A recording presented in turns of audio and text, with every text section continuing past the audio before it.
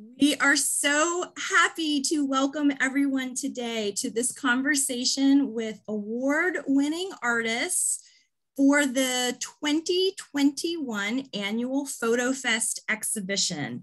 I am Amanda Thompson. I am the Assistant Director at the Council on Culture and Arts, and I manage all of our public art programming as well as our arts education programming. So I get the great honor of working with all kinds of fabulous artists in our region and helping to curate and install rotating exhibitions in our gallery spaces. The annual Photofest exhibition is the fine art photography show for adults, and it's held every year at the airport in the Artport Gallery. The show that's there has been juried because we have, of course, a limited amount of space in the physical gallery, but all of the artwork submissions that we receive from artists who are interested in participating are actually included in our online digital gallery. And so anyone from anywhere at any time, whether they're in their PJs on their couch or maybe even at work and need a little break, can jump on over to the COCA digital gallery and take a spin through all of the artworks. I'm going to show you a little bit more about that in just a second, but first, I want to make some introductions of our award winners who are joining us today. We've got Elizabeth George with us, and she has been selected as the first place award winner for this year's Photofest exhibition. Woo! Yay! Adironaro has also been with us, and she's been selected as our third place award winner for this year's Photofest exhibition. We're so happy to have you with us. And Ruth Nickens is here as well, and she has been selected with an honorable mention award for her piece in this year's exhibition. So we are delighted to have you all with us. And we're also extremely excited to have folks joining as well as attendees. For attendees, a little bit of housekeeping. If you have a specific question or if there's something that's on your mind that you want to share, if you would just pop that into the chat, that chat button should be at bottom of your screen, and I'm just going to pull up the chat right now, and I see a couple of messages in there already, and so I will be so that we make sure to address any questions that come up. I'll also be taking a look at the attendance list to make sure that if we have newcomers while we're talking, we get to welcome them as well. So again, delighted to have you all with us. Can't wait to talk with you. I'm very quickly going to share my screen and show you the online gallery. The website is cocaonlinegallery.zenfolio.com. And what you're going to do is come to this homepage, click on Photofest 2021. And that takes you directly to the Photofest exhibition, along with all of the artwork submissions that we received. There are, I want to say like 126 or 7 different images here. So you'll have no shortage of good stuff to keep you busy. If you click on any or all of these individual images, you can see more information about the artist. I'll just give us an example. Right here happens to be Elizabeth's piece. And if you scroll down a bit, you see the title, her contact information, as well as some additional details about the piece itself. You can also look at the gallery in a slideshow view, if that is more comfortable or convenient for you. And this will just advance on its own. And it makes a really nice, just sort of soothing way to review all of these artworks. Wow. Yeah, it's pretty cool, isn't it? It's pretty cool. And at any point, you can always, click to see more about any of the images that pop up that you want to learn a little bit more about. But I want to know a little bit more about each of you right now. So what I'm going to do is kick it back over to the panelists who we have with us. I'd like for each of them to introduce themselves today. And Darren, why don't we start with you? You just happen to be on the top of my screen. So let's hear a little bit about who you are and how you came to photography, and then we'll kind of move on to everybody in turn. How's that sound? Okay, sounds good. My name's Adironaro.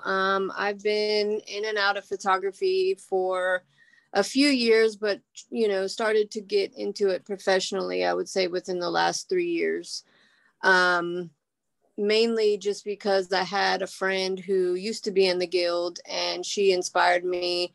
She saw that I had an eye and she basically hoaxed me into getting into it. And I'm so glad she did, because it's just taken me to places that I didn't know that it could or would.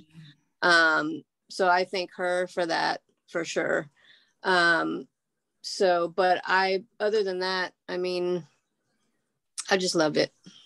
Good. Oh, I'm so glad. Can you elaborate a little bit? You just mentioned the guild. What guild, and how might people learn more about that if they're interested? Absolutely. So I am actually this year the president of Tallahassee Professional Photographers Guild. Elizabeth is also a part of the guild. It's a local organization, nonprofit. Every month we get together, we have meetings, we have speakers, we do hands-on stuff throughout the year to we learn about things. We get together, stuff like that. So if anyone's interested, you can always message me to become a member. If you don't want to become a member yet and you want to sit in as a guest or a visitor, you can do that. Just contact me. You can get my information through Amanda, or I'm sure my email is up there as well, and get in touch with me. But yeah, it's a great organization. It has taken me places that I never thought that I would be able to go, especially with COCA. I learned about COCA through TPPG. So it's a great organization, and I would encourage anyone to be a part of, for sure, if you're interested in photography. We have some videographers in our group as well, so it's not just photographers. So definitely give me a shout out if you want more information about it. That's great. That's great. Yeah, it's an incredible group of folks who are really supportive of one another and each other's journey and how we continue to learn and grow and develop as artists. And it's all kinds of folks, professionals, as well as people who are, maybe just to do this in their spare time as a hobby, but are, very accomplished and share their knowledge with other folks who maybe are coming at it from an earlier stage in the game. So glad that you shared information about that. Kathy Rogers has joined us as an attendee. Kathy, it's so lovely to have you here. Just a quick note, if you have a question or something that you would like for us to address, please feel free to pop that in the chat. So you should have capabilities to utilize that chat function. And so if you want to give it a try, you're certainly welcome to do that now. I think Elizabeth has already sent you a little note. So if you want to respond to that, please do, so that we can make sure that you're all up and running. But thank you again for joining us. Ruth, do you want to talk with us just a little bit about how you came to photography and its importance in your life and in your work? I would be happy to. And I want to start by thanking you, Amanda, for doing this, for putting this together. It's really nice to have a chance to, interface with the other artists. And then, of course, any other people that are interested in what is in that exhibit. So how I came to photography. I came from a really creative family. My mother's an artist, my grandfather's an artist, my older sister. We always call her the real artist in the family. When I talked before about feeling insecure about my art, it's because she was always the real artist. You know how each kid gets their label. So I was sort of surprised to learn as a adult that I actually was also an artist, a real artist. But so when I think back, I was always fascinated by images. I mean, some of my earliest memories are just images of photographs. We had National Geographic, photo books on our coffee table. And we antiqued a lot as a family, and I loved old vintage photographs and tintypes and old glass negatives. I was just always really drawn to that. And dabbled in a lot of other medium my whole life, quilting, sewing. I'm currently a glass and mixed media artist, very active in that, photography. And I remember wanting a camera so badly when I was little, and I saved my allowance for 14 weeks. So I had $14 and I could go buy like a little Brownie Instamatic camera. Do you remember with the flash bulbs? I loved those flash bulbs. They were, even after they were used, they were so cool, right? So that was sort of my photographic beginning of my journey, was with that little camera. And eventually got an Emmy. When I was about 20 years old, I was given an Emmy, a Pentax Emmy Super, which was, God, that was the best camera. I wish I still had that. And I took, when I was in college, I was kind of conflicted between being, doing something practical like science or being an artist. So I always majored in science, but took art classes as well. So I don't have a degree in art, but I took jewelry making, and that's where I learned to enamel, was in college, and still have my original kiln. But anyway, so when I took photography in the early 1980s with Peter Iverson at TCC, some of you might know Peter, and he has remained a great friend even to this day, but he was such a great teacher for me. He really just supported my sense of composition, and he was really great about letting us explore whatever we wanted to explore in our photography. And for me, there was a lot of body, human body in that, and naked pictures, and just really exploring the beauty in that. And then of course learning technique, developing, and my technique, which is great. So I credit him a lot for just being one of those people in your life that really helps you believe in yourself.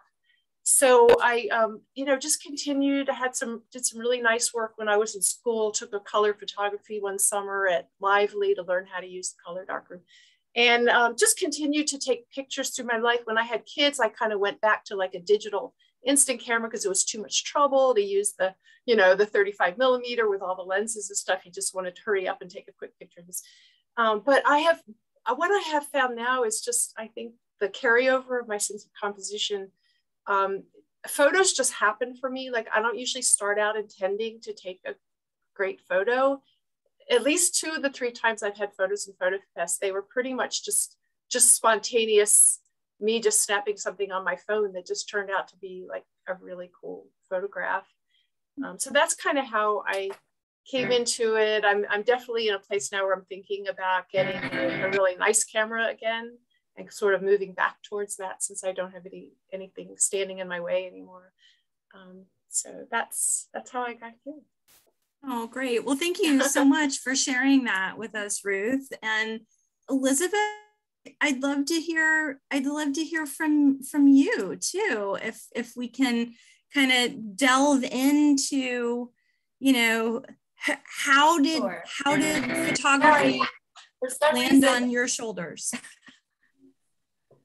Sure. Are you hearing? My mother's trying to call. It's just so funny. It keeps coming up. And so I don't know if you're hearing that. I'm like, stop talking, Mom. Try to call me. So I've loved photography since I was 9 years old. And my mom gave me a camera and said, here, take some pictures. And her reaction to those photos was so positive. And I felt very connected to the camera, to any camera. I just feel I become invisible and I become what I'm looking at. I feel the real connection there. And so when I got into high school, my high school actually in Miami offered 4-year course, because high school in Miami for me was 9, 10th, 11, 12. They offered a 4-year course of darkroom photography. So learning how to develop your own film, how to, from the beginning to the end, all parts of it. And so that's where I started to take off. But then, when I came to Florida State, I thought about going into photography, and then I went, nah, I think I'm going to go into teaching. And so I did 28 years of teaching.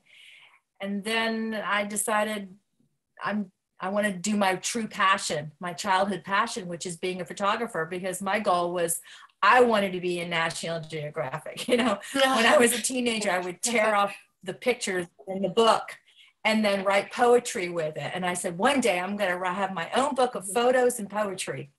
And so that's, you know, I aim towards, that's one of my goals, is to create a book like that. So, yeah, I stopped teaching. I retired from teaching, and then I picked up a camera about 10 years ago, and then just started taking photos more and more and more. I'm trying to say that I didn't believe in myself as a photographer. Other people called me photographer before I called myself one. And then the moment that I started calling myself a photographer, and then I went, oh yeah, okay, they're right. I do have an eye. You know how people say, you have an eye. Mm-hmm. And my joke was, which one? Is it the left or the right, you know? Or now when they say, do you have an eye? I go, yes, it's the left eye. So I come with it with confidence and I own it. So as soon as I started owning being a photographer, then I was able to allow myself to personally develop. So I joined TPPG, the Tallahassee Guild, the Photographers Guild, and with their support and their guidance, and also from guidance from other photographers around the world. I have friends in Israel who are photographers, and friends in Australia, and I mean, just all over, who guide me and tell me, you try this next time, try that time, push the envelope a little bit. And so that gives me a lot of courage and inspiration on where to move next. And so when I'm taking a picture, I go in with an idea, but I always come away with more than what I went into, because things just emerge. And being more of a landscape nature photographer, you never know what's going to happen. I do take photographs of people on stage, stage work, and also I've done weddings and babies and dogs and all those things. But, you know, my passion is more on the photographing other artists, but also photographing nature. And that's a beautiful art. Nature is perfection in its colors and lighting and things like that. So I come away always with more than what I go in with. Right. So that's actually a great segue, Elizabeth. Thank you for that, to maybe start talking a little bit about subject matter. So Adiron, do you want to share with us a little bit about some of the things that you tend to gravitate to in terms of subject matter? Sort of walk us through maybe why those are particularly interesting to you as subjects and things to feature and really observe and consider. Okay, yeah. So I love portraiture. Fine art portraiture is like what I love to do. I do photograph a lot of weddings and events and stuff like that. But what I really love to do and have a passion for is portraiture, mainly because the eyes. My thing is the eyes never lie, right? So when you're photographing someone, they're completely vulnerable in that moment, whether it be a child or, you know, an adult or anything like that. And sometimes you can get a really genuine, how would you say it? Like emotion or raw emotion, which I adore. So that's what I aim for. A lot of my images, my fine art portraiture, it's not smiles, it's not, you know, stuff like that. For my events and weddings, it is, but I just really love raw emotion, and that's what I like to photograph. So if you, just like you see in my image with you guys for this year, it's of my son, and he received a gift from his great grandmother of a ukulele. And, you know, it's just that raw emotion. Like he just was so consumed in it. He loved it. He doesn't know how to play it, but you can tell that he's just so into it. You know what I mean? And playing by ear, like, you know, he can't read music. Obviously, he's too young, but and music is a big thing in my life as well. So it encompasses a couple things. And a lot of my images like this, especially my black and whites, it's raw emotion. And just, I don't know. I try to incorporate things that not only I enjoy, but also what the subject enjoys. And that's when you really do get that raw emotion from your subjects. So other than that, I don't really, know what to say, but that is what I enjoy for my photography. That's great. Thank you so much for taking us through that. And you do figures so beautifully. And we'll dive in maybe in a few minutes into that specific image, and you can kind of talk to us about composition and lighting and things like that as well. Absolutely. Ruth, can you talk with us about some of the things that you enjoy photographing most? Well, I was thinking about that, and I realized that one of my favorite projects when I was taking photography classes was like common objects in uncommon places.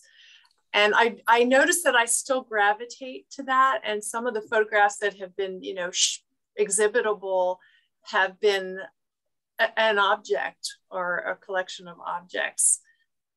So that and sort of, I like juxtaposition as well. And, and I like some, maybe some metaphor in there as well. Things that surprisingly have many different levels of potential interpretation.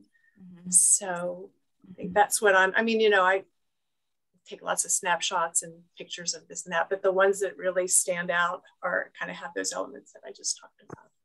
Okay, great. And Elizabeth, how about you? What are some of the things, I know you talked a lot about the fact that you enjoy photographing other artists on stage, folks who are performing, and nature and all of those things.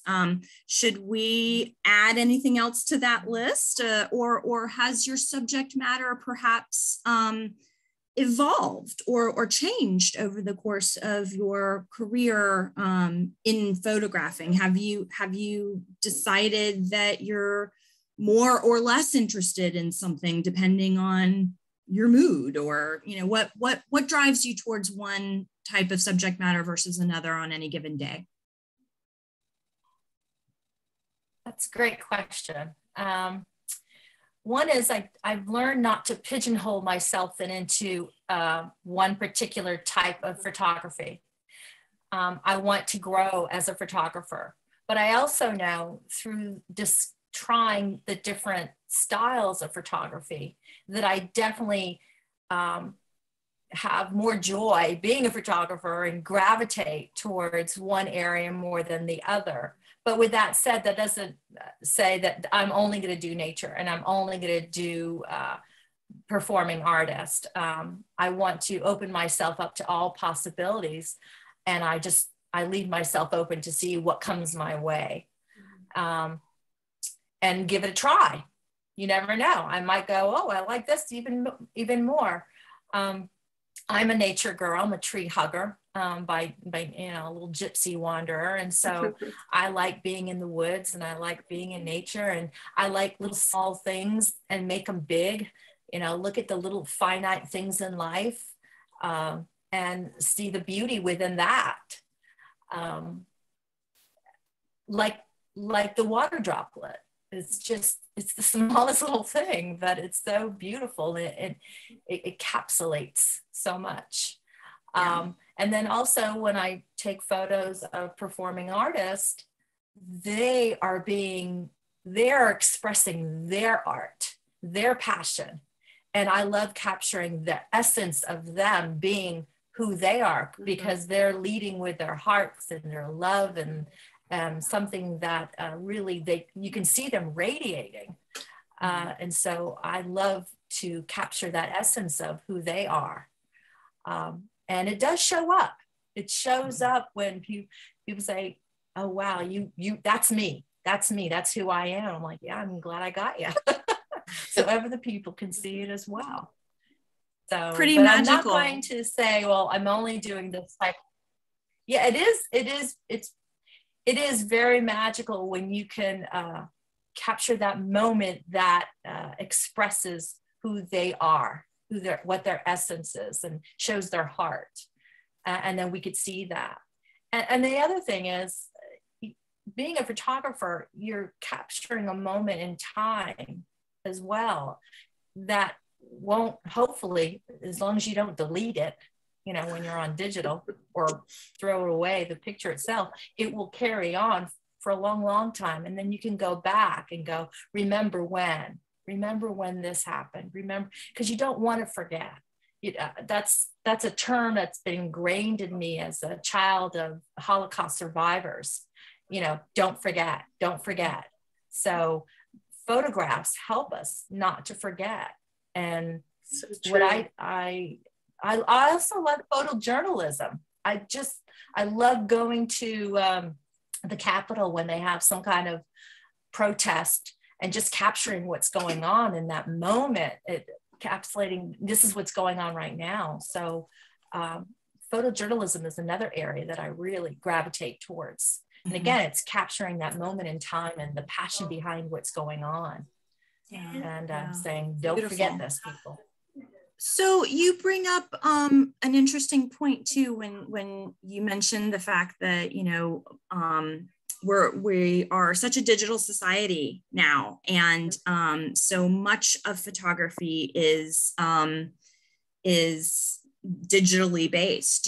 Do any of you work in film still? Are you interested in film? Have you moved completely into the digital realm? Are you dabbling at all back towards analog processes and developers? I mean, I know there's a whole different world out there when we're talking about dark rooms and printing and, you know, all of those kinds of techniques that are seeing a resurgence as new emerging artists come into the realm of photography. And, you know, they've been weaned on digital technologies, but now they want to try something that's the other side of that coin. And so there is kind of a new interest in film and the techniques that go along with film. So do any of you dabble in film, or, you know, tell us a little bit about maybe the difference between digital and film for you? Ruth, I mean, Elizabeth. I studied in film. I did, you know, like I said, I processed my own film in the darkroom, the whole bit. And then when I got a digital camera, there was a whole nother bells and whistles, because now it's developing on, you know, on Photoshop or Lightroom or some software program, which I don't know Photoshop. I do Lightroom, and I don't change a lot of things. I do very minimal post-processing. But I know when it comes to film, the world just opens up on what you can do as far as how big the photos go, the clarity behind it. I mean, it's just crazy what can open up for you. But I'm an instant junkie. Give it to me now. I want to see my photo right now. So I'm going to stick with digital. Instant gratification. Yes. Instant gratification. So I'm staying with the digital right now. Right.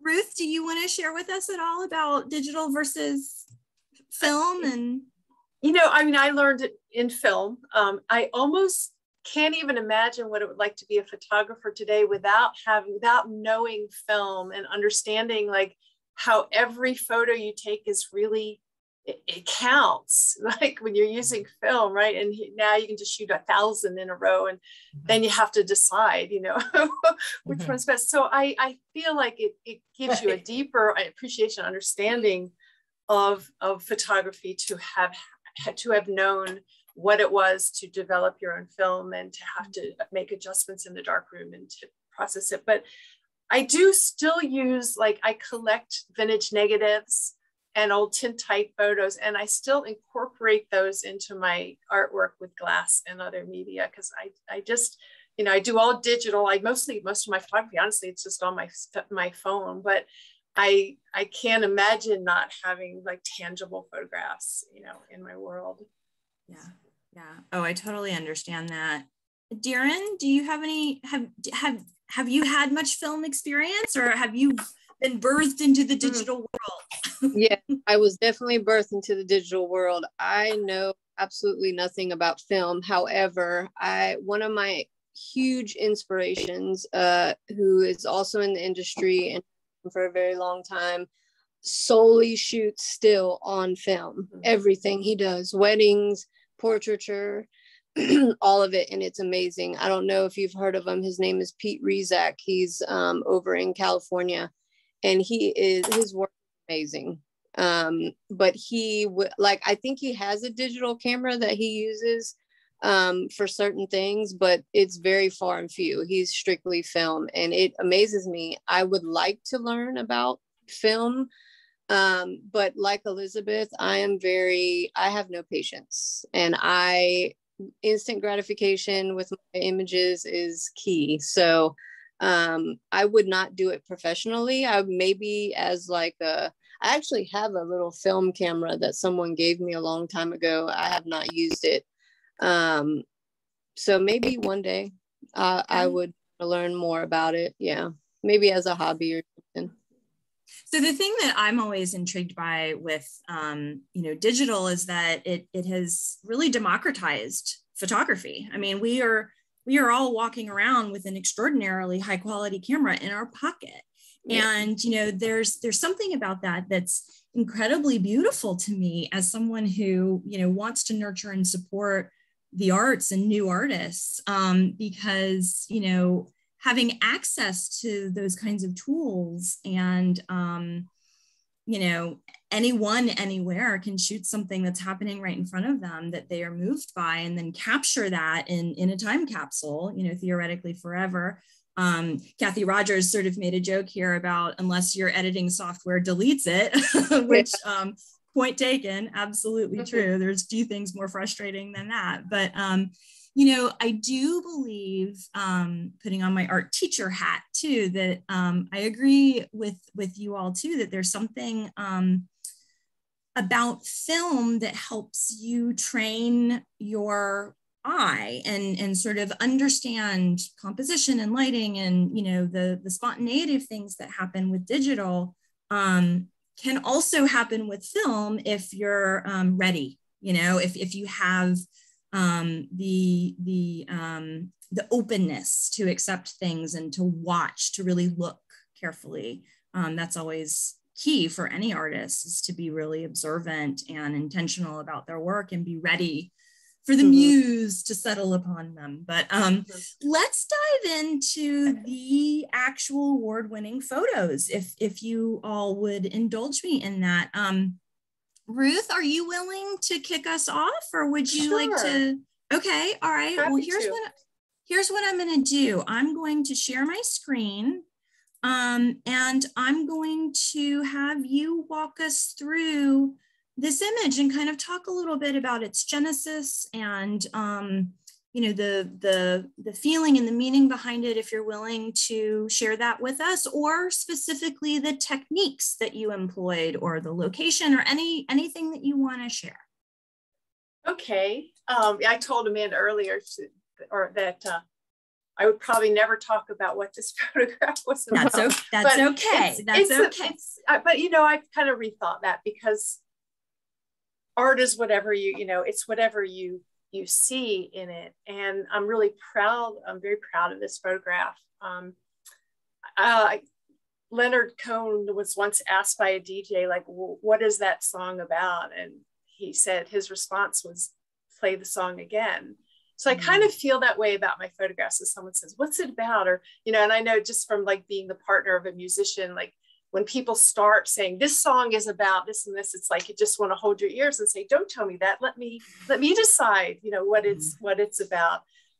So I'm kind of that way with my work. My mother says I'm very cryptic. But this photograph, because it's mostly other photographers who are here with two guests, I didn't mean to take this photograph. it was, I thought I was just taking a picture of red tide. And then I was going to go Google, is this red tide? Because we were debating.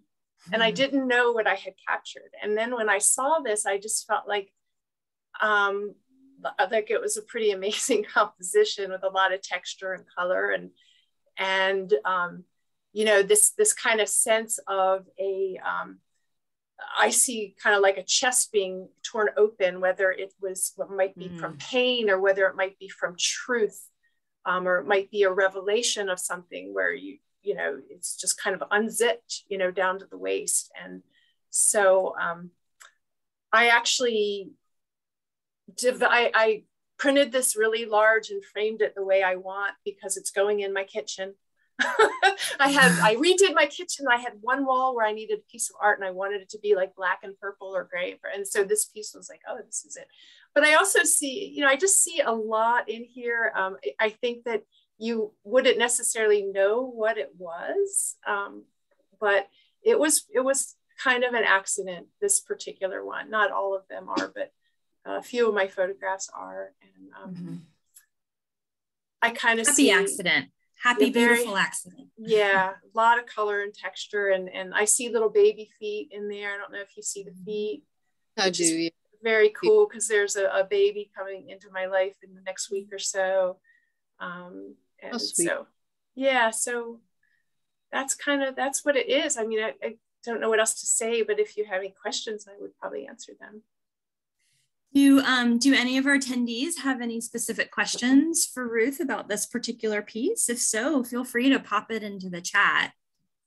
I know that for me, I feel very, very connected to the water, and I am very much a Big Bend girl, and our coast and any kind of salt water, I feel very strongly is healing. And so it's interesting that, you know, some of the themes that you pointed out, you know, when you reviewed this photograph, even though, you know, it was an accidental success, I feel like there is, you know, perhaps healing, you know, circulating around this particular image, and it feels, you know, quite personal. And I'm so glad that you were willing to share it with the larger world and community. Thank you, Ruth. Thank you so much. Yeah. E. Berger says that it's one of those rare images that you can keep looking at. So that's a lovely compliment. I agree. Yes, it just gave me chills. Thank you so much for saying that. Adiron, do you want to walk us through yours? Would you like to share a little bit about playing by ear? Yeah, I am. This is my youngest. He was gifted this ukulele from his great grandmother. Music has always been really big in our family, and especially for me. If anyone knows me, I'm constantly music's playing, or I'm going somewhere where there's going to be music. Like, it's just always been a big thing. So originally this image was just supposed to be for my grandma, to show her, you know, just that we appreciated the gift, and that he loved it. And I got a little more than that. I really, his emotion, you know, the way he's like, he's just a natural, like he's had an instrument like this before. So the way he held it, the way I mean, it looks like he's been playing his whole life, you know. It just became a really big image, and I put it in a competition. It did really well, and I submitted it here for COCA and won third place. So again, like I was saying before, raw emotion, getting someone in, you know, just in the moment, and just, you know, feeling that. And I feel that when I see this, because for me, music is a big thing. I love music. It takes me through my day. So it was just a really good image. My grandma loved it, by the way. Oh, I bet. And you know, because she's an artist too. My grandmother is, I don't know if any of you know her. She actually submitted to COCA many times. And one of the people that also got me to submit for COCA, but June Zint, she's Yes. she paints a lot. And she's amazing. So a lot of my inspiration comes from her as well. So when I got into photography, she was super excited. And so I'm kind of going down her road, which is cool for me, not only for her, but also for me. But yeah, so that's pretty much it for that image. It was only supposed to be for grandma, but it grew into something bigger. So well, I love the fact that there is an intergenerational aspect to this piece too, that it spans all of these different generations, and theoretically can serve as a touch point for future generations as well to look back on. Absolutely. And it's a great piece, and I love that I have it. I want to blow it up really big and put it in my house. Yeah, absolutely. Keep that baby a baby for as long as you can. Exactly, for sure. So, Elizabeth, do you want to talk with us about your piece? I'd love to. Thank you. Yeah. So this was taken, well, let me do a little back history. I've been looking to take photos of ferns. I wanted the texture of a bunch of ferns, and a friend of mine who works at FSU said, FSU has lots of ferns in their landscape. So one day I was driving by FSU and it was raining actually. And I thought, oh man, I don't want to get my camera wet, but I'm determined. So I pulled out my umbrella, went to an area that had lots of ferns, and underneath my umbrella started taking pictures. And in fact, one of those fern pictures is in the gallery of the other submissions that I had. So the sun started coming out, and I'm walking around, and I have a love for things that are tiny, but I also have love for water, taking photographs of water. The reflections are pretty cool, and I just noticed that the water was falling off the palms and the sun was coming out, and I thought, I'm gonna take in some really fast, I was blasting it, popping it, and hoping I could catch the water just right. And I might have shot maybe 50 shots. And then when I looked at the film, not in my camera, but on my computer, I gasped that I actually got the shot that I wanted. And I said, well, I'd be if that doesn't look like an exclamation point to me. And it's kind of like, it's kind of like, you know how when you have that wow, that wow ends with an exclamation point. And that's the emotion and the feeling that I got with this was, wow, I got it. And I love the way it's almost like the birth of something. The water, how it kind of reminds me of a cell or a planet or the sun or the universe or our spirit. You know, it's like a birth of something that just happened, and I captured it. So that's this photo. And I didn't go in, like I said, I didn't go in with the intention of taking it. I went in with the intention of taking photos of ferns, but you never know what you're gonna get. You know, things always, see, that's the thing. Come away with more than when you go in. Yeah, that's the thing. And remaining open, you know, as an artist to your surroundings and being aware and looking around, looking up, looking down. Eberger says there's another world in that droplet. And indeed, very good. There is. Indeed, there is. Absolutely. I'd love to share, though they are not with us, I'd love to do a quick scroll through all of the award winners.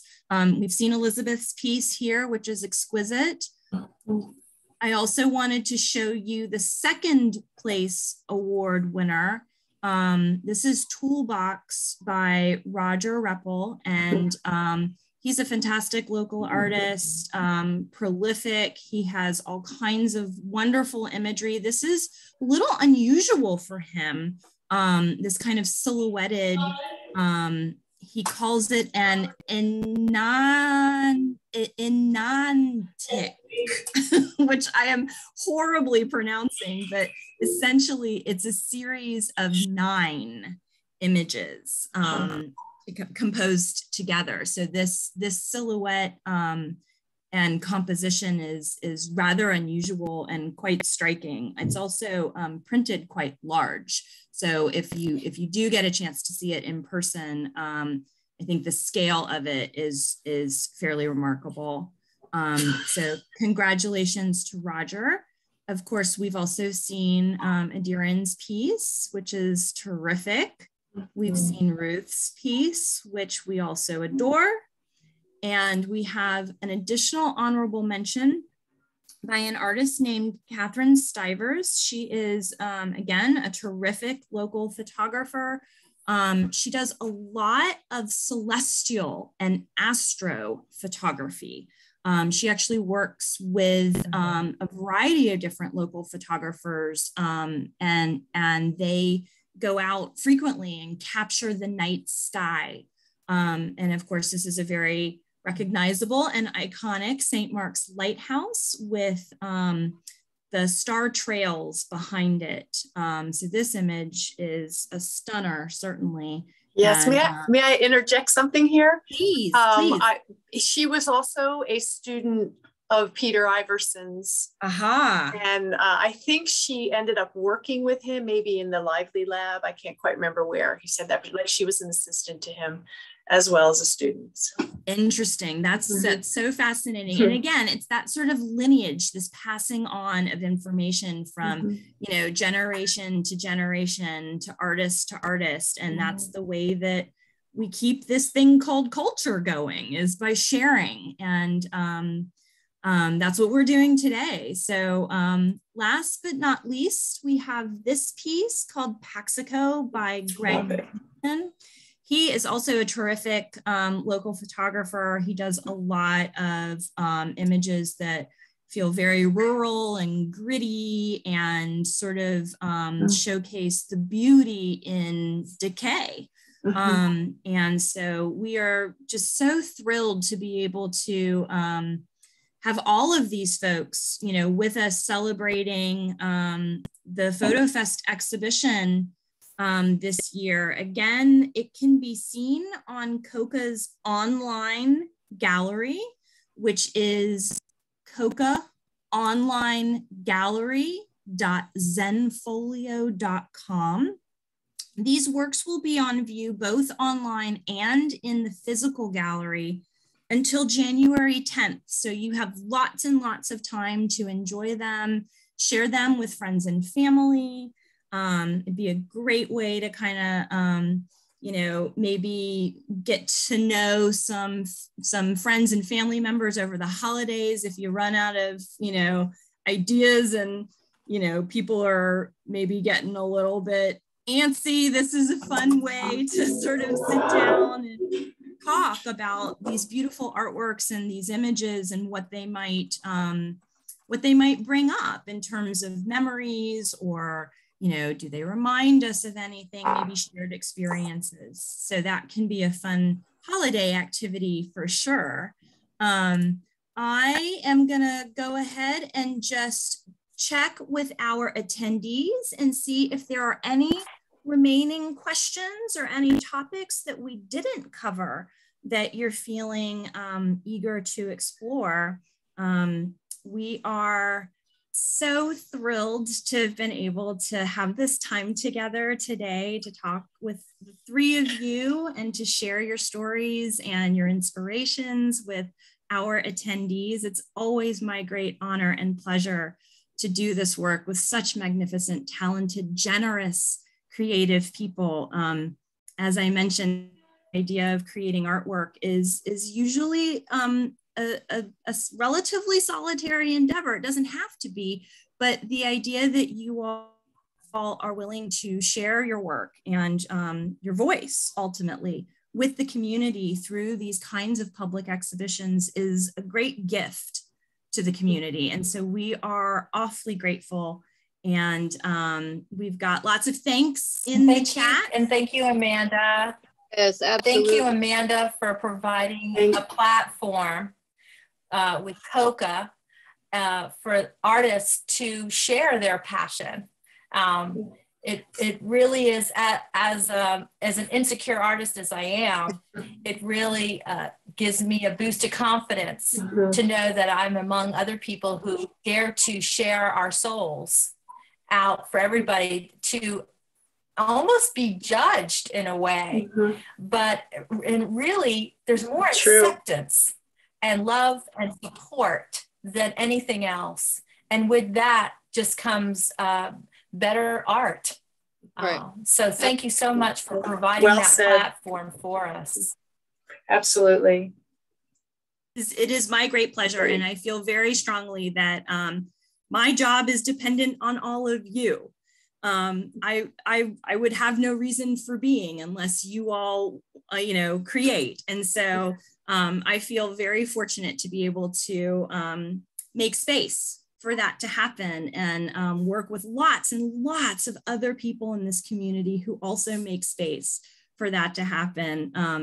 Our community is incredibly rich with fabulous people who are, again, generous with their knowledge, generous with their time, generous with their spirit, and encouraging and supportive of one another. And I'm just grateful to be part of it. And I'm grateful that you all are too. So thank you all so much again for joining us. We have had a beautiful, beautiful conversation. I hope it has been inspiring and enlightening. And I hope that you go back out into the world with fresh eyes and looking for great photographic images. You never know, there's one right around the corner probably. So thank you all again. I appreciate you. Thank you so much, Amanda. And nice to see all of you. Yes, you too, Ruth. Yeah. Bye. Bye. Great Bye, to hear everybody. from you. Bye. Bye, Addie. Bye, Ruth. Bye, Good Amanda. holidays. Bye. Bye.